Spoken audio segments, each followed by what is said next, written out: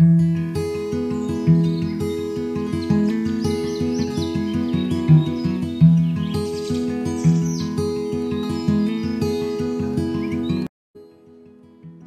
mga kabuntagon, mga kapaglaom. Diri ato na pong hisgutan ining adlaw mao ang atong morning devotional nga naguluhan. Mga himaya sa umaabot nga kalibutan. O ang atong teksto makita sa Isaias 64:4 nga nagingon, kay gikan pa sa karaang panahon, ang mga tao wala makabati ni makasabot pinaagi sa igdulungo.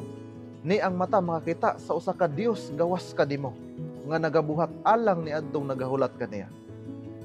Daghan ang nangandoy sa pagsulod ngadto sa mga himaya sa umalabot nga kalibutan ug sa pagbaton sa mga tinago nga walay katapusan nga mga misteryo nga gibutyag diha kanila.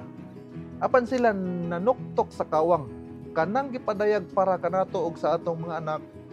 Ang dako nga mga tigpadayag nagaabli sa atong salabutan sa daghang mga butang nga mga mahinungdanon aron kita makasabot sa langit ng mga pagdani ug adunay pagtahod sa pagbalos sa ganti.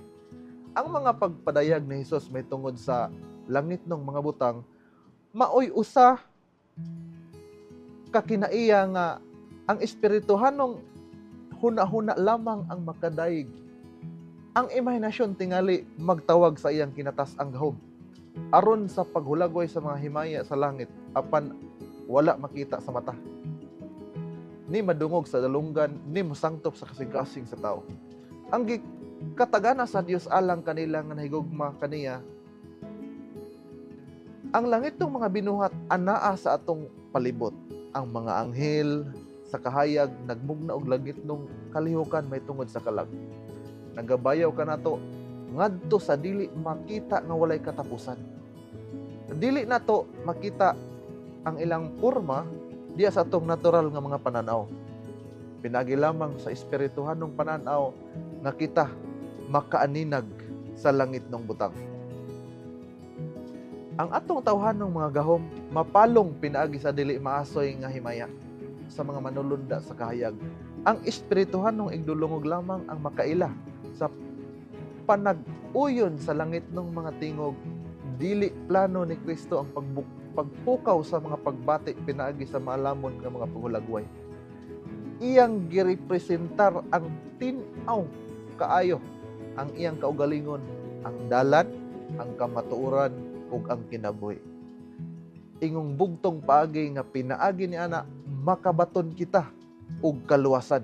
Dili labaw kay niini ang gikinahanglan. Tingali iyang dalon ang kalag sa tawo ngadto sa pultahan sa langit. Ug pinaagi sa abli nga pultahan ipakita kanato ang sulod niini nga mga himaya nga nagabanaw sa langit ng santuaryo ug nagadanag agi sa mga gangha niini. Apan kita kinahanglan nga mutan-aw niini pinaagi sa pagtuo dili sa natural nga mga mata. Siya dili makalimot nga kita mo iyang tawhanong mga ahente sa pagbuhat sa mga buhat sa Dios diha sa usa ka kalibutan nga tanan giut-ot ug gidaot sa tunglo. Dinhi niini nga kalibutan nga gibistihan sa moral nga kangitngit sama sa tabon sa kamatayon. Diin ang kangitngit nagatabon sa yuta ug nagalinga ug ang kangitngit sa mga tao nga kita magalakaw diha sa kahayag sa langit. Mag-ampo ta, mga kapaglaom. Amahan nga langit nun, dili na mo matukib ang amo nga kalipay tungod sa imuhang walay puas nga gugma, sa mga grasya nga imuhang gihatag, sa mga bisan pa man sa kapit o sa kinabuhi, bisan pa man sa mga pagsulay niini nga panahon karon. Sa gihapon, o Diyos, ikaw wala malimot ka namo, nagapahinumdum ka namo, nagahatag ka namo og paglaom sa matag karon og unya nga kung kami mosalig kanimo ug magatan-aw sa imuhang akahayag, kami o Diyos adunay paglaom sa pagkabot niya ng gingharian nga walay katapusan nga imong gitagana alang sa matag usa.